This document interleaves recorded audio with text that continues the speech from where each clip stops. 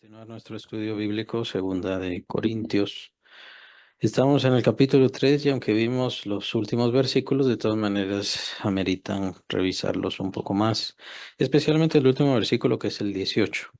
Pero recordemos, versículo 16, capítulo 3 de segunda de Corintios.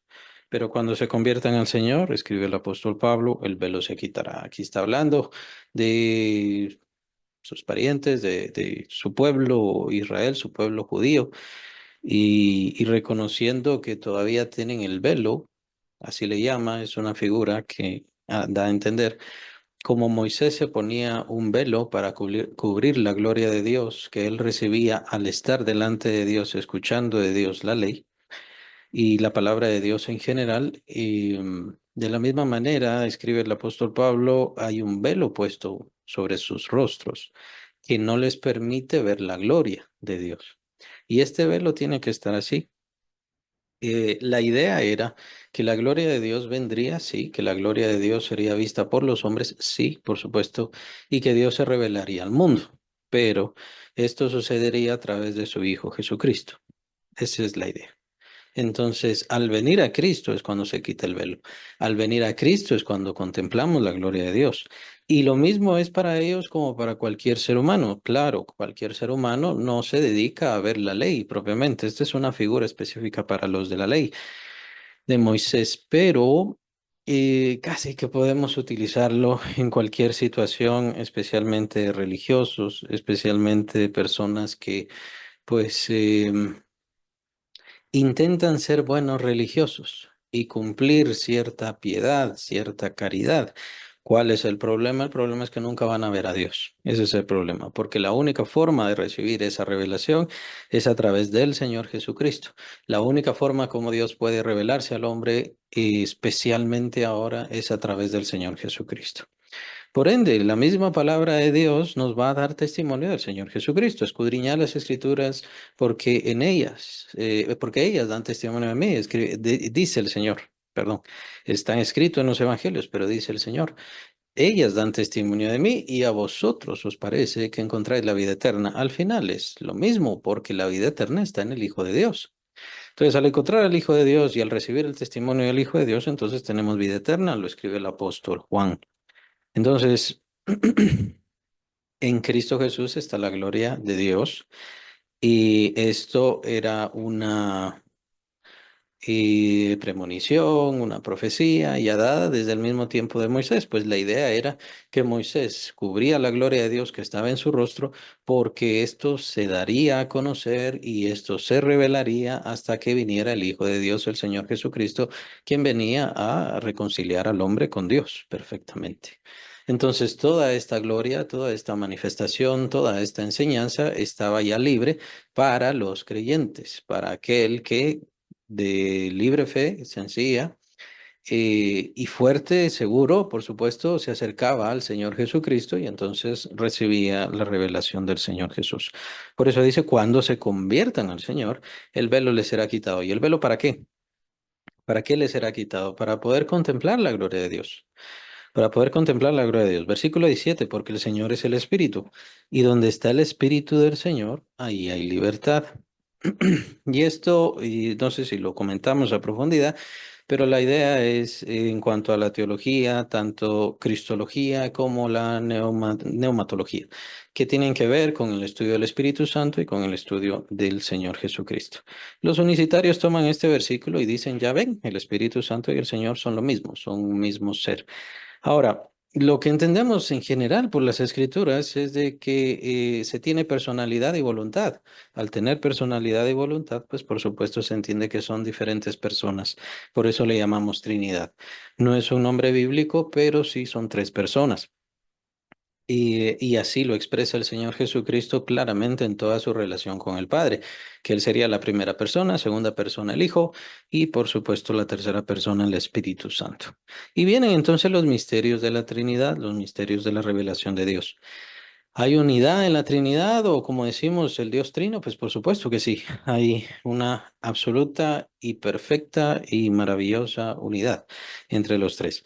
Es decir, nadie hace nada sin que se esté de acuerdo o haya un concierto en sí en la Trinidad propiamente, ¿no? Entonces, es decir, aunque se tiene voluntad y aunque se tiene personalidad y aunque se tienen sentimientos, estos no están alejados de, de esa unidad que tienen como Padre, como Hijo y como Espíritu Santo, ¿verdad? Entonces, esa sería en cuanto a las cuestiones de la Trinidad o como personalidad. Entonces, no se toma en cuenta la unidad y la diferencia. Es aparentemente lo que tanto unicitarios como diferentes personas así no logran comprender, no logran captar, entonces dicen, no, el Espíritu Santo no existe, es siempre el Señor, es solo un nombre del Señor, igual el Padre. Y lastimosamente es por no captar esa unidad que se tiene, aunque son personalidades separadas, por así decirlo. O sea, el Padre tiene sus sentimientos, el Hijo también y el Espíritu Santo, y al mismo tiempo su voluntad, aunque están perfectamente unidas estas voluntades, y aparentemente no logran casar para estas personas esta unidad y separación al mismo tiempo. Pero es así como se reveló el Dios Trino y lo vemos más perfectamente, más claramente en el bautismo del Señor, como el Padre Celestial se revela diciendo, este es mi Hijo amado en el cual tengo complacencia. Y por supuesto el Hijo cumpliendo la voluntad perfecta de Dios, sujetándose a la voluntad perfecta del Padre, llevando a los hijos de Dios al Padre Celestial. Esa era la idea, llevar a la gloria del Padre Celestial. Y la idea del Padre Celestial, como vemos en los primeros capítulos de Hebreos y también el primer capítulo de Efesios, vemos que la idea del Padre era llevar a muchos hijos a la gloria, hacernos a nosotros sus hijos. Ese era su deseo por su amor infinito y por supuesto que nos pareciéramos hacernos semejantes al Hijo de Dios. Es no sé, aparentemente para algunas mentes es un poco paradójico o no se logra captar mucho esto, pero hay unidad, perfecta unidad y hay perfecta separación al mismo tiempo. Y es así como se reveló el Dios Trino. Y por supuesto tenemos al Espíritu Santo en el bautismo de nuestro Señor descendiendo del cielo con esta apariencia como de paloma y por supuesto viniendo al Señor Jesucristo ungiéndole, cumpliendo la profecía de Isaías.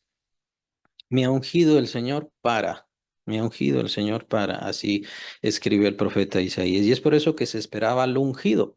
El ungido es el Mesías, el ungido, y él fue ungido con el Espíritu Santo. Eso es la manifestación que se da en el bautismo. Y en ese bautismo es tan especial, por supuesto, que es básicamente por siglos, el único momento en donde la Trinidad se manifiesta. Podríamos discutir o pensar o debatir que en tiempo de los primeros capítulos de Génesis es donde se manifiesta la Trinidad y después deja de manifestarse, pues obviamente hubo un distanciamiento, hubo una separación entre Dios y el hombre, de tal manera que el hombre ni siquiera conocía el nombre de Dios. Consideren que Adán hablaba con Dios y Dios venía cada tarde a hablar con Adán. Pero, ¿qué pasó? Que con la caída el hombre ni siquiera podía conocer ya el nombre de Dios. No porque sea poca cosa, pero, o sea, es el nombre. Entonces no conocía el nombre de Dios. Es por eso que a Dios se le conocía como Dios de Abraham, Dios de Isaac, Dios de Jacob. Ese es el genuino nombre de Dios. Pero vemos la revelación de Dios. Era el tiempo de que Dios se revelara, era el tiempo que Dios volviera a abrir sus brazos, por así decirlo, al hombre, debido a la purificación que venía a ser el Cordero de Dios que quita el pecado del mundo. Al quitar el pecado, entonces venía la manifestación de Dios. Y esta manifestación básicamente empieza con el bautismo del Señor Jesucristo. Sobre quien veas descender al Espíritu Santo, Él es el que bautiza con Espíritu Santo y con fuego. Esto fue lo que se le dijo a Juan el Bautista. Así que no debemos ignorar en medio de la teología propiamente, de la más alta, pues obviamente estamos hablando de la cristología, neumatología, que existe unidad. Nadie conoce el espíritu del hombre sino el espíritu del hombre que mora en él, dice el apóstol Pablo, pues de la misma manera el espíritu de Dios. ¿Por qué? Porque el espíritu de Dios es Dios también. Y tenemos que entender también, ahí están sus sentimientos, es una persona. Ahora, debido a su capacidad eterna, debido a su capacidad gloriosa, debido a todos los atributos de Dios que están en el Padre, que están en el Hijo y que también están en el Espíritu Santo, pues obviamente, al estar el Espíritu Santo, entonces ahí puede vivir también el Señor Jesucristo. Ahí puede estar el Señor Jesucristo. ¿Quién puede revelar mejor al Señor que el Espíritu del Señor, que el Espíritu que se posó sobre él? Entonces, el apóstol Pablo dice, ahí está el Señor, porque el Señor es el Espíritu y donde está el Espíritu del Señor hay libertad. Esto es muy tergiversado, ciertamente por los unicitarios, ya lo he mencionado, pero tenemos amplias bases bíblicas para reconocer que no debemos tomar este versículo como que nos está diciendo el Espíritu Santo no existe y solamente el Señor existe. No, sino que el Señor está en nosotros por medio del Espíritu Santo que está en nosotros. Y el Padre también está en nosotros, que por cierto, capítulo 14 de Juan, vamos a encontrar como el Señor dice, vendremos a Él y haremos morada con Él. ¿Hablando de quién? El Señor está hablando en plural, está hablando de Él y del Padre Celestial. Dice que el que me ama a mí, el que ama mis palabras, entonces será amado por mi Padre. Y dice el Señor, vendremos a Él, porque el Padre entonces le va a amar, vendremos a Él y haremos morada en Él. Entonces el Padre Celestial también está en nosotros. Al venir el Espíritu Santo, el Padre Celestial también está en nosotros, el Señor Jesús está en nosotros y por eso es que dice en Efesios que lleguemos, esa es la meta del creyente, que lleguemos a conocer el amor del Señor Jesucristo de tal manera que podamos ser llenos de toda la plenitud de Dios. En ninguna manera esto quiere decir que nos convirtamos en Dios, en ninguna forma quiere decir que vamos a tener el poder de Dios. También vienen esas graves desviaciones, falacias, falsedades. Somos nada más humanos, pero lo que quiere decir el apóstol Pablo, lo que quiere decir el Señor es de que Dios va a empezar a tomar nuestra vida y a empezar a usar nuestra vida para poder hacer su voluntad. Y su voluntad es buena, agradable y perfecta, ya lo sabemos. Su voluntad es maravillosa. Lo que pasa es que nosotros no le entregamos nuestra vida. Consideren el cristianismo actual. En el cristianismo actual yo hago lo que me da la gana y Dios me tiene que servir a mí. Pero ese no es el verdadero cristianismo. El verdadero cristianismo, cuando yo me lleno de Dios, entonces yo prácticamente ya no existo. No en un sentido de que yo ya no vivo más en mi cuerpo. Es el sentido como habla el apóstol Pablo. Con Cristo estoy juntamente crucificado, ya no vivo yo, más vive Cristo en mí. Y esa era la intención del apóstol, era la meta mayor del apóstol, que Cristo viva completamente su vida y llenarse cada vez más y más de la voluntad, del conocimiento, de la mente de Dios. Ese era el propósito. Entonces, llenarse plenamente, o sea, estar completo de Dios. Esa era la idea. Que Dios completara todos sus sentimientos, que Dios multiplicara y potencializara todos sus sentimientos, sus deseos, sus anhelos, sus propósitos. Y por supuesto, el apóstol Pablo lo logró. Entonces, es a eso a lo que se refiere. Se está tergiversando. La idea entonces que Dios vive en nosotros no es para que Él nos sirva o para que nosotros ya podamos disponer de los poderes y facultades de Dios a nuestro gusto y antojo. La idea es que perfectamente nos sujetemos a Dios, de la misma manera como toda la Trinidad se sujeta, y es eso lo que no se logra entender. Consideren entonces qué pasa con los ángeles, qué pasa con los demonios. Pues obviamente los demonios rechazaron a Dios, rechazaron cumplir la voluntad de Dios, rechazaron conocer a Dios. Aunque le veían, nunca le conocieron y por supuesto nunca le amaron. ¿Qué pasa con los ángeles? En cierta forma están sujetos por amor o por creación o por temor o porque conocen el poder de Dios y la potencia de Dios. Es una duda bastante grande, es una duda bastante fuerte, de la cual no tenemos mucho que comentar o para poder comentar solamente podemos especular algunas cosas, pero lo cierto es que el vínculo perfecto siempre es el amor. Por eso es que el Señor Jesucristo, capítulo 1 de Efesios, se le llama el amado. ¿El amado por quién? Principalmente por Dios, por el Padre. El Padre amaba a su Hijo por sobre todas las cosas. Y de hecho, escribe el apóstol en Colosenses que todo fue hecho por Cristo y para Cristo. ¿Por qué? Porque es el amado. Entonces es como un padre que le entrega todas las cosas a su hijo. Es básicamente el mismo proceso. ¿Y por qué nosotros somos llamados hijos de Dios? Porque somos muy inteligentes, somos muy buenos, somos muy justos. No, no existe ninguna respuesta en sí. La única respuesta que se nos da es porque ese fue el deseo de Dios en amor y nos escogió en amor. Eso es lo único que se nos dice. Ahora, ¿esto es algo simple? ¿Es algo sencillo? No, de hecho es lo más perfecto. El amor es el vínculo perfecto. El amor nunca deja de ser. La profecía se acabará, eso ya lo vimos, capítulo 13 de 1 Corintios. El amor nunca deja de ser. La profecía se acabará, las lenguas se van a acabar, pero el amor nunca se acabará. El amor es lo que va a permanecer. Y diría yo, esto es lo principal que Dios busca estimular.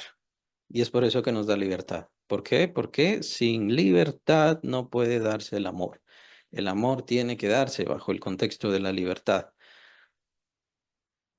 El Señor hizo esta obra tan grande de amor, pero nos deja libres. Si queremos, le amamos. Si queremos, no le amamos. Si queremos, recibimos ese regalo tan grande, la salud, la libertad, la seguridad y la salvación gloriosa. Y esto es gratuito. Si no queremos, pues no, no se va a recibir. Eso es libertad. Y somos libres del pecado. ¿Por qué? Porque ya no estamos sujetos al pecado, obligados al pecado. De hecho, estamos muertos al pecado, pues en Cristo hemos muerto al pecado. Lo escribe también el apóstol capítulo 6 de Romanos. Entonces, tenemos absoluta libertad, pero el deseo de Dios siempre será para amarle, para amarle. Bueno, y entonces, ¿por qué entra el amor en todo esto? Porque la fe tiene mucho que ver con el amor y el amor tiene mucho que ver con la fe. Los dos juegan, los dos son muy importantes. Y no podemos ser creyentes si no amamos a Dios. Básicamente, el apóstol dice que aquel que no ame a Cristo sea anatema. Lo dice así. Es como decir, es una maldición. Quien no ama a Cristo en realidad merece una maldición. Pero al mismo tiempo se deja la libertad. No hay ninguna obligación, aunque todos deberían. Aunque todos deberíamos entregar absolutamente todo por Cristo, aún así se deja libertad. ¿Por qué? Porque lo que Dios busca es amor. Tenemos que darle al Señor, tenemos que sembrar, tenemos que... Sí, pero hay libertad. Libertad, ¿por qué? Porque lo que se busca es que sea por amor. Es lo mismo ir a la iglesia, es lo mismo leer la palabra de Dios. El Señor, por supuesto que quiere que todos lean su palabra. El Señor, por supuesto que quiere que todos memorizáramos su palabra y obedeciéramos su palabra, pero el principio elemental es que tiene que ser por amor. Y porque tiene que ser por amor, tiene que dejarnos libres. Y yo, en mi libertad y en mi voluntad que Dios me ha entregado, tengo que disponerla para considerar lo importante que es su palabra y entonces dedicarle tiempo cada día y mejor si es varias veces al día para poder estudiar, conocer y por supuesto, más importante, obedecer su palabra. El Señor no quiere nada a la fuerza, el Señor no quiere nada obligado, el Señor no quiere nada porque sí. Vean, la religión es así y la religión es de esa forma. El Señor nos deja libres. Con esto no quiero decir que una persona pueda mantener su seguridad de salvación o por ende su fe, mejor dicho, sin ir a la iglesia, sin leer la Biblia, sin orar, sin tener una relación con Dios. Pienso yo que sería muy difícil, por no decir imposible, pero no voy a usar la palabra imposible. No creo que se pueda dar. Entonces, ¿es necesario poder hacer todas estas cosas para mantener esa seguridad y esa postura de salvación de que soy hijo, son hijas de Dios? Sí, es importante. Hay que pertenecer a la iglesia, hay que participar, hay que hacer, hay que orar, hay que leer, hay que ayudar a otros. Hay que hacer todas estas cosas, pero no son obras de salvación. Simplemente es para fortalecer nuestra fe. Para esas obras, esas buenas obras que también la describe el apóstol Pablo en capítulo 2 de Efesios, lo escribe, buenas obras que Dios preparó de antemano en Cristo para que nosotros andemos en ellas. Entonces, para esto es que nos ha creado Dios y a eso se refiere con la plenitud de Dios. Ser lleno de la plenitud de Dios no es para yo hacer mi voluntad, convertirme en un súper rico, tener la sabiduría de todo para que me traigan todo su oro, su riqueza, sus bienes. No, ese no es el propósito. El propósito de llenarme de la plenitud de Dios es poder cumplir esas obras que Dios ha preparado de antemano en Cristo Jesús para que yo ande en ellas. Ese es el propósito. Es decir, que yo me sujete más, que yo me entregue más, que yo dé mi vida para el servicio del Señor y por supuesto para el servicio de las demás personas. Es un plan perfecto en donde si se da el crecimiento, pues por supuesto habrá servicio. Y si se da servicio, entonces se manifestará esta luz de Cristo que está dentro de nosotros hacia todas las demás personas. Esto es porque el Señor está con nosotros, porque el Espíritu Santo nos fue entregado. Al tener el Espíritu Santo, y esto es lo importante entender de este versículo, al tener el Espíritu Santo, pues el Señor es el que viene a nuestras vidas, porque el Espíritu Santo viene a hablar del Señor. Eso es muy importante. Y es otra de las cosas que se ha olvidado. Mire, Dios, el Espíritu Santo, no vino a su vida para hablarle de dones, no vino a su vida para hablarle de profecías, no vino a su vida para hablarle de qué maravilloso es. El Espíritu Santo vino a su vida para hablarle de Cristo y para hacer que Cristo viva en usted. Ese es el fin.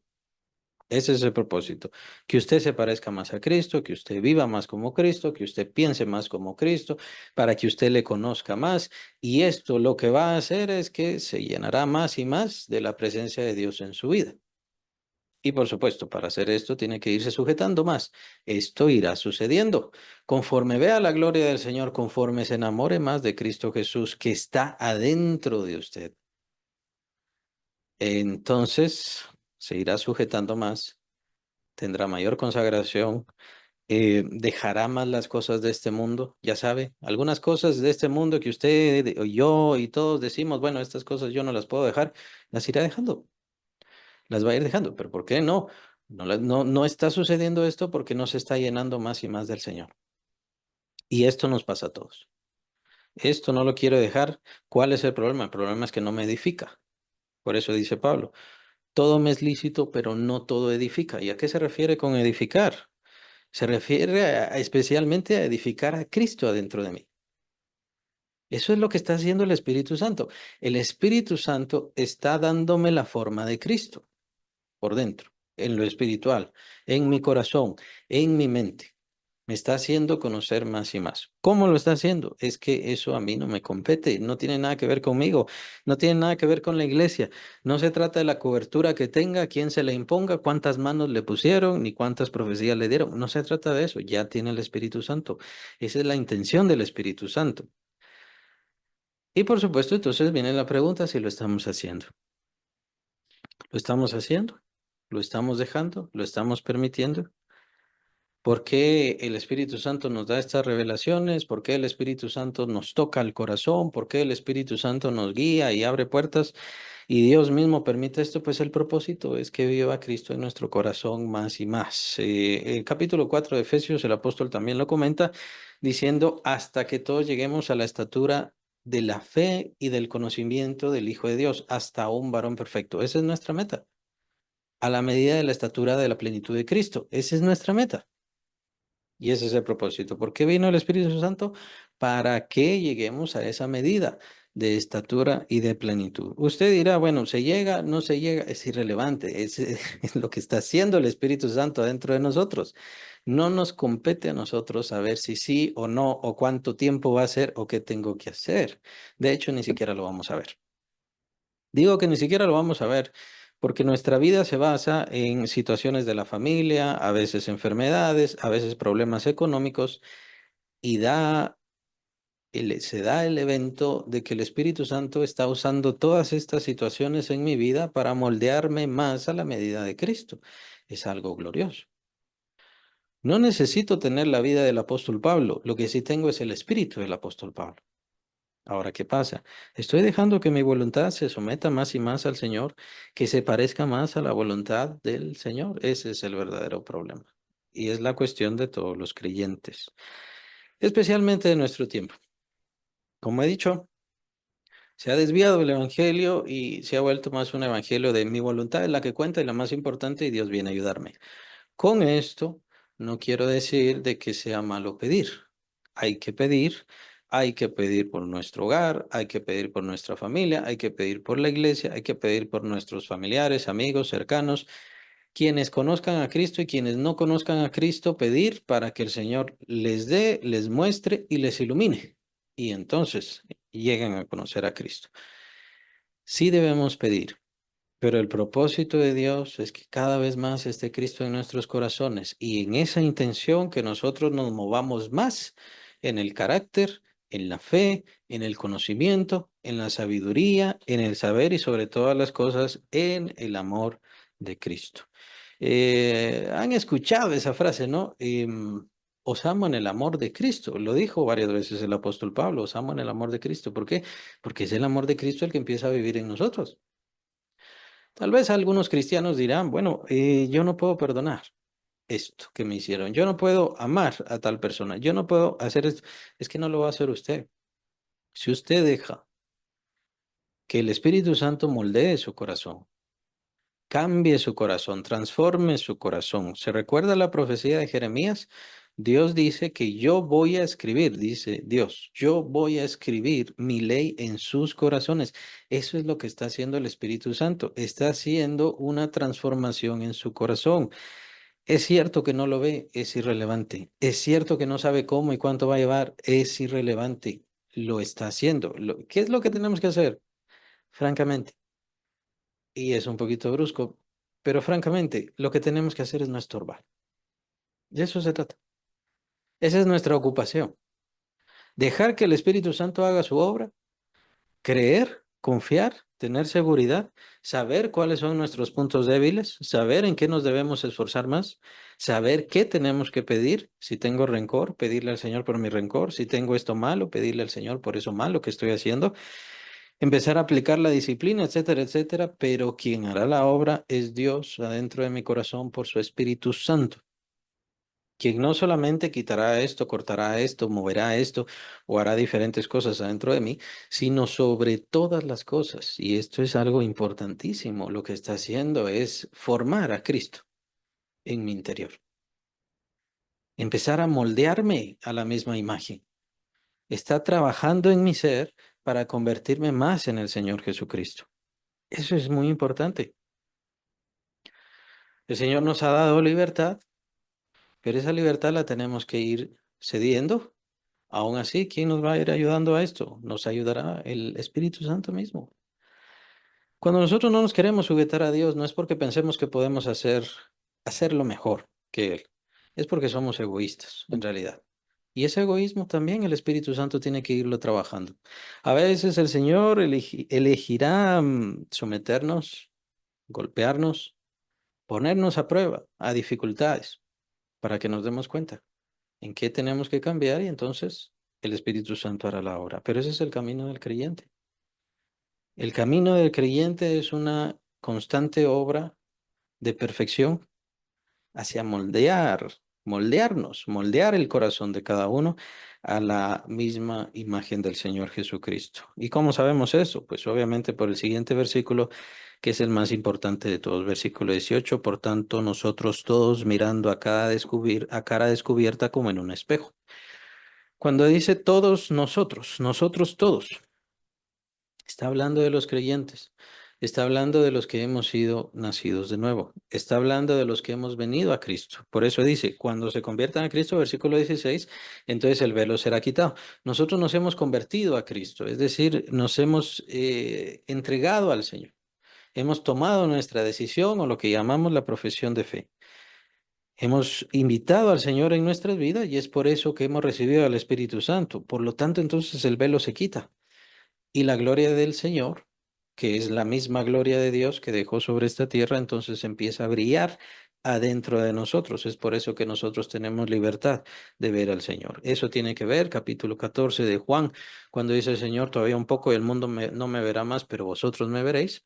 Es cierto que lo decía a sus discípulos y es cierto que estaba hablando de su resurrección, pero cada creyente puede ver el rostro de Cristo.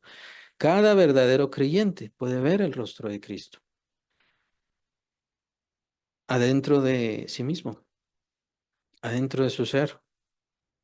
queriendo reflejarse a través de su amor, queriendo reflejarse a través de la justicia, queriendo reflejarse a través de la santidad. El problema es que no puede reflejar una cosa de Cristo y otra no. No puede mostrar una cosa del Señor y otra no. No puede hacerlo. No puede mostrar lo que le gusta. Y es ahí también donde fallan los creyentes. Si vamos a reflejar a Cristo, tiene que ser todo Cristo. Y es por eso que es tan fácil para el creyente, tan fácil para el creyente darse cuenta de todos sus errores, de todos sus males. Incluso el apóstol Pablo, siendo el apóstol Pablo, dice, yo soy el primero de los pecadores. Él es cierto, decía, no soy digno ni siquiera de ser llamado creyente, mucho menos apóstol. Pero llegó el momento donde dijo, yo soy el primero de los pecadores. ¿Y esto por qué es? Por el reflejo de la gloria del Señor Jesucristo. No quiere decir que siga siendo pecador, no quiere decir que él estaba pagando pecados, sino el reflejo de esa luz que era maravillosa en él, que le mostraba al Señor Jesucristo y que el Señor Jesucristo estaba en su vida, en su corazón, en su mente, en sus pensamientos y se estaba revelando. ¿Y esto por qué? Porque él se entregaba más y eso hacía que el Espíritu Santo le moldeara más o le amalgamara más, si quiere verlo así, que eso es una unión o una mezcla, le amalgamara más a Cristo Jesús, que es lo que debería hacer cada creyente. Todos deberíamos hacer eso. Pero ¿qué pasa? Hacemos algún pecado, tenemos alguna vanidad, alguna situación mala que cometemos. A veces simplemente no queremos darle tiempo a Dios. A veces simplemente con eso. Pero si le diéramos más tiempo a Dios, si le diéramos más de nuestro corazón, si le diéramos más de nuestra vida, ¿cómo seríamos? Imagínenlo. No les estoy diciendo que lo hagan. No les estoy diciendo que tengan tiempo. No les estoy diciendo que dejen lo que hacen. Solamente imaginen cómo sería. Se parecería más al Señor Jesucristo. ¿Cómo sería usted pareciéndose más? ¿Cómo sería usted acercándose más a esos sentimientos, a esa voluntad, a esa profundidad, a esos deseos? ¿Cómo sería? ¿Y no le gustaría? Sería la otra pregunta. ¿Y no le gustaría? Pues entonces empiece a pensar, ¿qué es lo que tengo que dejar hoy? ¿Qué es lo que tengo que hacer más hoy? ¿En qué cosas tengo que cambiar y mejorar para parecerme más al Señor Jesucristo? Y es lo que tiene que empezar a hacer.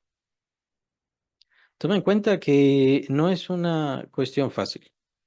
No lo fue para el Señor Jesucristo y por supuesto para nosotros no lo será. Tal vez no será tan difícil como le fue a él, pero el Señor Jesucristo lo despreciaban, al Señor Jesucristo lo desoían, su familia ni siquiera creía en él hasta el final, creyeron en él. ¿Y esto por qué? Por lo que decía, por lo que hacía, en sí no, simplemente por ser quien era, por ser verdaderamente quien era. Él no ocultó quién era. Y debido a eso sufrió muchos desprecios, sufrió mucho mal y por supuesto después ese juicio falso, mentiroso y por supuesto la muerte después. Sabemos que esto era todo la voluntad de Dios, por supuesto, pero todo esto vino a consecuencia de ser Él quien era. Incluso se menciona en una parte, si no estoy mal, es en Hechos donde dice, el mundo no lo pudo sufrir más, no lo pudo sufrir más. Hablando de que su presencia, su personalidad y por supuesto sus actos, sus hechos, todas esas maravillas que sucedían por su mano, era imposible que los religiosos, que el diablo lo tolerara y que este mundo pecador lo tolerara. Era imposible. ¿Qué pasa entonces cuando el creyente se acerca más a Cristo? ¿Qué pasa cuando el creyente entonces se asemeja más a Cristo? Vendrán contiendas, vendrá dolor, vendrá conflicto, complicación. Por supuesto que se hará. No se trata de andar sonriendo todo el tiempo. No se trata de andar diciendo solamente bendición y bendición y bendición. Que no estoy diciendo que eso sea malo, pero no se trata de eso. No se trata de decir qué bonito es Cristo, qué bonito es Dios, qué bonito es el Espíritu Santo. Obedecer a Dios muchas veces es difícil. Someterse a Dios muchas veces es muy duro. Lleva mucho tiempo. De hecho, incluso los mismos seres humanos normales, sencillos, no lo pueden hacer. A veces la voluntad de Dios, así como con el apóstol Pablo, exigía que estuviera en la cárcel. ¿Cómo haríamos nosotros? ¿Y qué pensaríamos nosotros? ¿Está bien, méteme a la cárcel? También me paso un año, 2 años en la cárcel, 3, 5 años en la cárcel. Por supuesto, a todos los apóstoles, ¿qué les exigió? Podemos dejar a Juan de último, ¿no? Afuera de esto, pero a todos los demás apóstoles les exigió la muerte. Y estaba adentro de la voluntad justa, buena y perfecta de Dios. Que por supuesto los hombres eran malos, que por supuesto eran hombres que no creían, que por supuesto eh, no es que Dios quiera el mal de nosotros, sino que adentro de la voluntad y del plan de Dios, el nombre de Cristo es exaltado mucho más. En el caso de los apóstoles y de los mártires, el nombre de Cristo es más exaltado con su muerte que con sacarlos o librarlos de esa muerte. Por lo tanto, es mejor dejarlos que tomen la misma copa. Así les dice el Señor Jesucristo, ustedes ciertamente van a tomar la misma copa que yo voy a tomar, pero no en este momento. Entonces son cosas a considerar. Y son cosas a considerar no diciéndolo porque para que no lo haga. Mire, seguir a Cristo es difícil, así que no lo haga. No, por supuesto que no. Lo que pasa es que hay confusión. Lo que pasa es que se ha confundido. Ahora se piensa que seguir a Cristo es ir a un concierto, es ir a un show, es ponerse una playera y tal vez ir a algún lugar o algo así, lo cual está bien en el sentido y en el estilo de cada quien, que cada quien haga lo que quiera. El punto es que servir a Cristo significa sacrificio verdaderamente y es un sacrificio vivo. Es un sacrificio de sacrificar mi tiempo, mi esfuerzo, mi vida, mi dinero, mi salud. El apóstol Pablo, ¿cuántas veces se enfermó por estar de viaje en viaje, de un lugar a lugar? ¿Cuántas veces se enfermó? Y se enfermó a veces casi de muerte. Él mismo lo explicó en esta misma carta que nosotros estamos viendo. Entonces,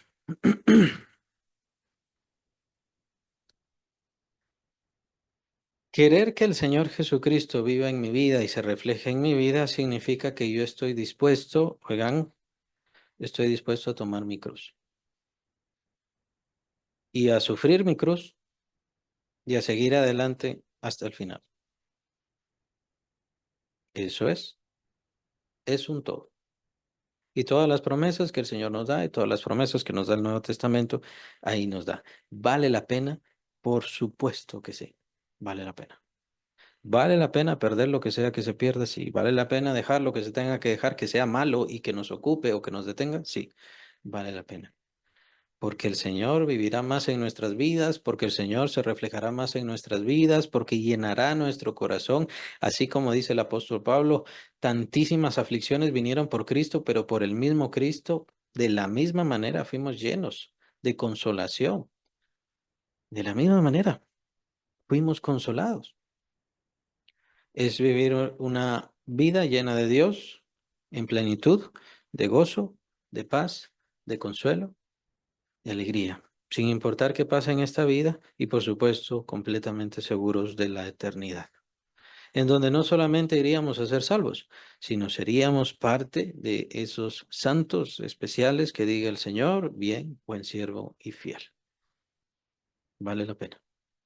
Por supuesto que sí. Pero es lo que cada quien debe meditar.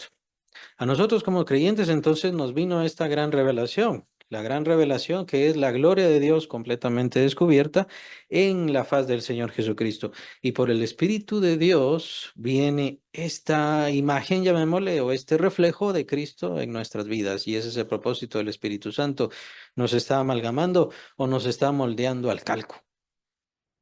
Está haciendo una forma, por así decirlo, exacta entre nosotros y Cristo. Nuevamente digo, es irrelevante cuál es el fin de ese proceso, cómo será el fin, es irrelevante, es lo que el Señor va a hacer. Mirando acá descubierta como en un espejo la gloria del Señor, somos transformados de gloria en la misma imagen como por el Espíritu del Señor. Todo aquel, quien quiera que sea, que tenga el Espíritu Santo, tiene que irse moldeando, tiene que irse transformando. Esa palabra transformados es la misma palabra metamorfos, por si quieren apuntarla. Es la misma palabra metamorfos. que ya la habíamos visto capítulo 12 de Romanos. Es la misma que utiliza el apóstol Pablo. Y significa un cambio de forma, es lo que significa y en medio de la vida. No al principio de la vida, sino es un cambio de forma en medio de la vida. Eso es lo que significa esa palabra transformados. O sea, podemos ser transformados ahora, yo ya, sin importar qué edad tenga, género, situación, condición, cuánto dinero tenga, no importa, no importa. En el momento en que usted reciba a Cristo y reciba al Espíritu Santo, empezará el proceso de su transformación, su cambio de forma a la imagen de Cristo, que por supuesto la conoce muy bien el Espíritu Santo, y ese es el propósito del Espíritu Santo en su vida. Y es en ese momento donde el Espíritu Santo quiso venir a su vida. Algo que no quiero dejar afuera es la cuestión de la fe. Y la cuestión de la fe es algo sobre lo cual muchos debemos trabajar o constantemente tenemos que estar trabajando como creyentes. Y es que como creyentes podríamos decir, bueno, entonces esto es algo grande que Dios quiere hacer conmigo. Dios quiere moldearme a la imagen de su Hijo Jesucristo. No quiere, de hecho, lo está haciendo. No es que quiera, no es que usted le dé permiso. Él vino a su vida para moldearle a la imagen del Señor Jesucristo. Pero ¿qué pasa? El problema en donde fallamos es en la fe. De hecho, no dejamos de hacer cosas malas porque tenemos un problema de fe, no un problema de transformación, porque la transformación la hace el Espíritu Santo. ¿Y qué es lo que necesito entonces para poder ser transformado? Necesito hacer peregrinajes allá a la Tierra Santa a ver estructuras medievales o algo así, y para que entonces sí sea transformado, tengo que construir 5 o 20 iglesias para que entonces sea transformado. De hecho, no.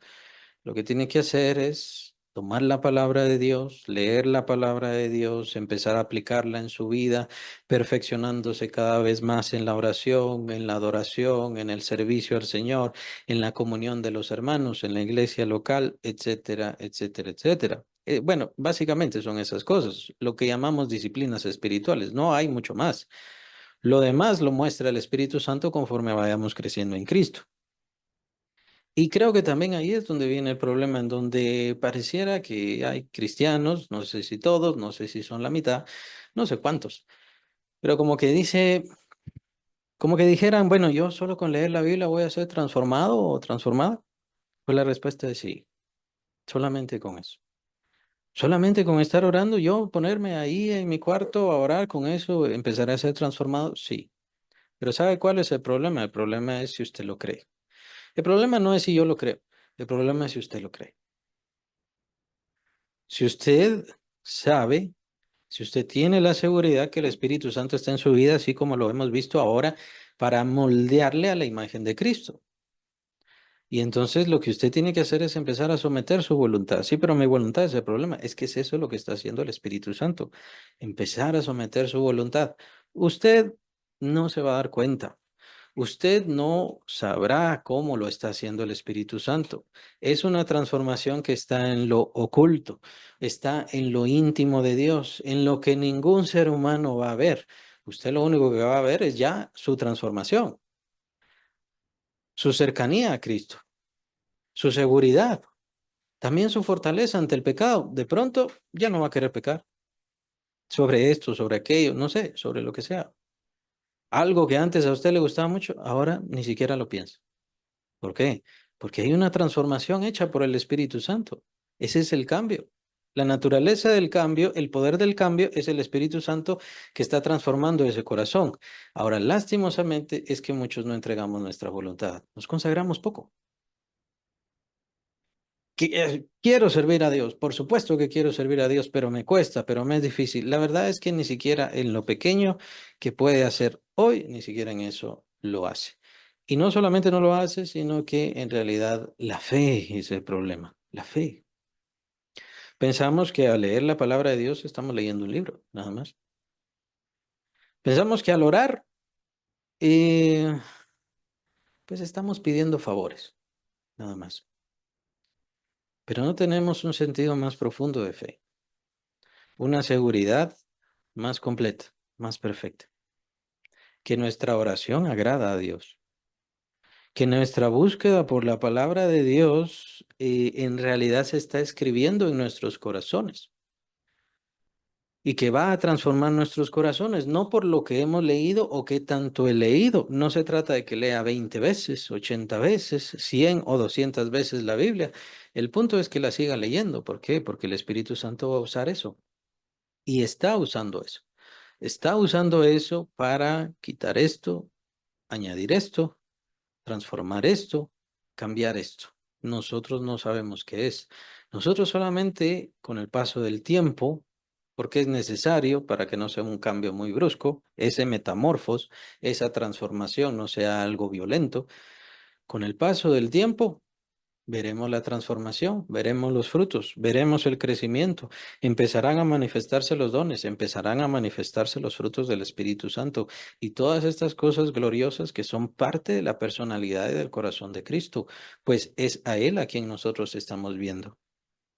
Esa es la seguridad que cada creyente tiene que tener. De la misma manera como estamos seguros todos de nuestra salvación, tenemos que estar seguros de que el Espíritu Santo está moldeándonos a la imagen de Cristo. No está esperando si nosotros le decimos o si no le decimos, lo está haciendo. El problema es que nosotros no dejamos que ese proceso se haga o no dejamos que ese proceso se haga de forma más rápida. ¿Qué tanto? No lo sé, eso ya depende del Espíritu Santo y de cada quien, por supuesto, pero es un proceso por el cual está el Espíritu Santo ahí. Hay personas que este proceso, en quienes este proceso no sucede, sí, y serían los no creyentes, o sea, los que no tienen el Espíritu Santo. Así que hay que tener cuidado con eso. El apóstol Pablo dice que nos midamos conforme a nuestra eh, eh, medida de fe, valga la redundancia. ¿Qué tanta fe tenemos? Entonces, que nos midamos. ¿Cómo estamos? ¿Cómo está mi crecimiento? ¿Cómo está mi desarrollo en Cristo? Bueno, ¿cómo sé yo mi crecimiento? Si me parezco más al Señor o no me parezco más al Señor o me quedé en el mismo lugar o ya, ya es igual a Cristo. Por supuesto que no. No podemos llegar a esa estatura, pero esa es nuestra meta. Esa es la meta que debe tener el creyente. Por eso dice el apóstol, yo olvidándome todo lo que queda atrás, prosigo a la meta. No es que todo esto no sirvió o no me importa, sino que no estoy satisfecho, es lo que quiere decir el apóstol Pablo ahí. No estoy satisfecho con lo que ya hice. Yo quiero seguir haciendo y quiero seguir haciendo más. ¿Quién va a decidir el momento cuando yo ya no pueda trabajar o cuando ya se cumplió mi propósito, mi trabajo? Es Dios, es el Señor y Él me va a llamar. Es decisión de Él, no mía. No es mi propósito. Mi propósito es parecerme más al Señor, someter más mi voluntad, confiar en Él, confiar en esa transformación que Él está haciendo. Él está haciendo. Por eso es tan importante, como lo dice aquí, transformados de gloria en gloria en la misma imagen como por el Espíritu del Señor. No por mí, no por la Biblia, no por la iglesia, no por la imposición ni la oración de nadie. Es el Espíritu Santo. El Espíritu Santo en nosotros viene a hacer esto, a revelar la imagen de Cristo. A medida que yo me parezca más a Cristo, entonces le veré mejor en mi interior, en mi ser, tendré una revelación mayor de Cristo, por supuesto, y eso me hará parecerme más y más a Cristo. Es un descubrimiento y es un conocimiento, una revelación maravillosa. No necesita ver a Cristo en los demás, no necesita ver al Señor en los demás, necesita confiar en el proceso que Dios está haciendo en su vida y en lo glorioso y maravilloso que Dios está transformando su corazón. Considera que la vida cristiana no se trata, y la vida de la iglesia local no se trata, de hacerlo todo para el ungido, para el elegido, para el que está al frente. Este es el señalado, a él hay que oírle, a él hay que someterse. O sea, está bien, hay que querer a los que nos transmiten la palabra, hay que recordarles y hay que honrarles en todo momento, pero ese no es el sentido. El sentido de la existencia de ese hombre de Dios, mujer de Dios que está al frente, es para que todos los que están alrededor crezcan y se parezcan más a Cristo. El que está al frente es un servidor para que los demás conozcan más del Señor. Ojo, no se trata de ser un sirviente para lo que quiera, se trata de que debe servirle con la palabra para que tenga fe. para que tenga confianza, para que tenga seguridad de lo que Dios quiere hacer en su vida, si es que al final quiere someterse a eso y entregarse a eso. Pues al final es voluntad de cada quien. Pero eso es lo que Dios quiere hacer en la vida de cada creyente. No lo quiere hacer solamente en el mega mega, lo que sea, o en el super super, lo que sea. Lo quiere hacer en todos sus hijos. Quiere que todos sus hijos se parezcan a su Hijo Jesucristo. Y está poniendo su espíritu en cada uno para que se parezcan más a Él, para que sean transformados más a su imagen. Eh, Como ya lo he mencionado, depende qué tanto se entrega cada creyente, depende de la voluntad de cada creyente, depende de la intención y el deseo de cada creyente. Fíjense, señalé este pasaje, si no estoy mal, está más adelante, el de prosigo a la meta, em, pero es muy importante porque el apóstol Pablo nos habla de un blanco. Tenemos un blanco y él tenía un blanco, es decir, tenía una meta, tenía algo a dónde apuntar, él sabía a dónde quería ir y entonces la pregunta es, ¿a dónde usted quiere ir como creyente? ¿A dónde quiere llegar como creyente? Simplemente ir a la iglesia, simplemente leer de tanto en tanto la Biblia, lo cual no quiere decir que con eso va a perder la salvación, ni mucho menos. O sea, está bien, pero ¿es esa su meta? ¿Es ese su propósito? Porque lo que tiene que hacer también es tener esa intención, esa voluntad. ¿Se recuerdan cómo dice el Señor? Pedid y se os dará, pero primero uno tiene que pedir. Buscad y hallaréis, llamad y se os abrirá. Esa intención de búsqueda, esa intención de deseo, de pedirle al Señor lo mejor. ¿Y qué es lo mejor? Su espíritu, parecernos a Él. Esa es la vida eterna, que te conozcan a ti y a tu Hijo, al cual tú has enviado. Esta es la vida eterna, dice el Señor Jesucristo. Para nosotros la vida eterna pareciera que es simplemente no comer, no dormir, ya no morirnos, ya no envejecernos. Esa no es la vida eterna, es conocer a Dios, porque para conocer a Dios hace falta tener una vida con Dios. Pero ¿cuál es su propósito? Está bien, ya tiene la salvación, ya estuvo, ya se cumplió, pero ahora ¿cuál es su propósito? Como creyente en Cristo, ¿cuál es su propósito? ¿Cuál es su meta? ¿Hasta dónde quiere llegar? ¿Hasta qué tanto quiere parecerse al Señor? Eso depende de cada quien y es una meta válida y es una meta importante. Cada quien lo tiene que disponer en su propia mente. Pasamos al capítulo 4, versículo 1. Por lo cual, teniendo nosotros este ministerio, ¿cuál es el ministerio? Es el ministerio de la gloria de Dios revelándose al fin al hombre y estando adentro del hombre por medio de la presencia de Cristo. Esto lo hace el Espíritu Santo. ¿Sabe? En capítulo 1 de Efesios también entra un poquito el capítulo 2, pero principalmente el capítulo 1 dice el apóstol Pablo que el mismo poder que operó en Cristo Jesús levantándole entre los muertos y sentándole a la diestra de la majestad es el mismo poder que opera en cada uno de nosotros. El apóstol Pablo está rogándole al Padre que les dé espíritu de inteligencia y de sabiduría a los creyentes para que sepan, no para que reciban. No para que reciban el poder, no. El apóstol dice que ellos tengan sabiduría para que sepan lo que ya tienen. Lastimosamente muchos cristianos, y es por eso que quería ahondar un poquito en la fe, muchos cristianos es que no saben lo que tienen, por eso no lo buscan, por eso el Señor no les contesta y no se los da. Es un poco triste, ¿no? Pero es también muy importante para cada creyente definirse, tener una reflexión personal. Mire, deje de pensar las cosas que el mundo piensa, deje de pensar las cosas que dice su cuerpo incluso, y piense más en lo que dice Dios de su vida. Va a llevarle a la gloria y le quiere hacer semejante a su Hijo Jesucristo. Imagínese ese poder, imagínese esa fuerza, imagínese esa calidad. Por lo tanto, Dios no tiene poder para transformar su vida. Dios no tiene poder para cambiar esto que tengo yo malo. Por supuesto que tiene poder, por supuesto que me lo ha dado. Lastimosamente a veces nosotros no queremos usarlo. Y eso es también más difícil. A veces estamos tan sujetos a las cosas de este mundo y nos gustan y nos encantan tanto las cosas de este mundo que no nos damos cuenta de las cosas gloriosas, maravillosas y excelsas que estamos perdiendo y que estamos dejando.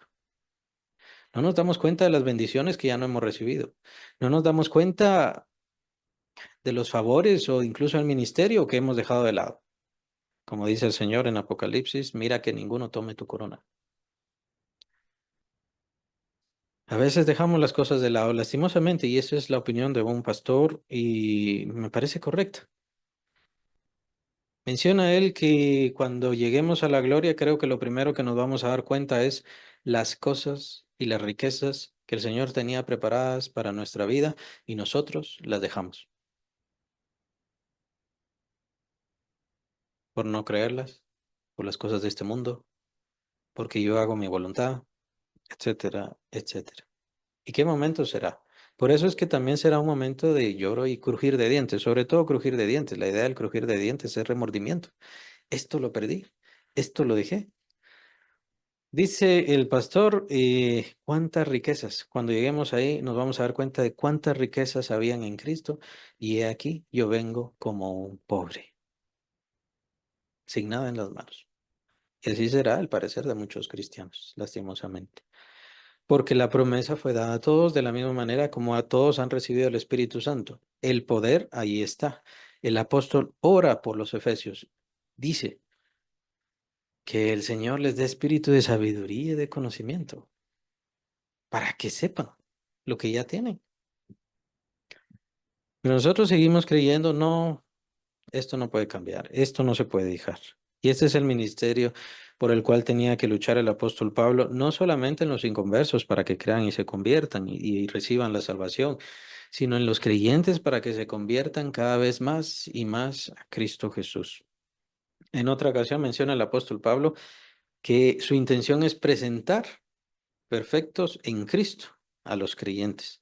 Es una expresión muy interesante, pero es precisamente de eso lo que se trata.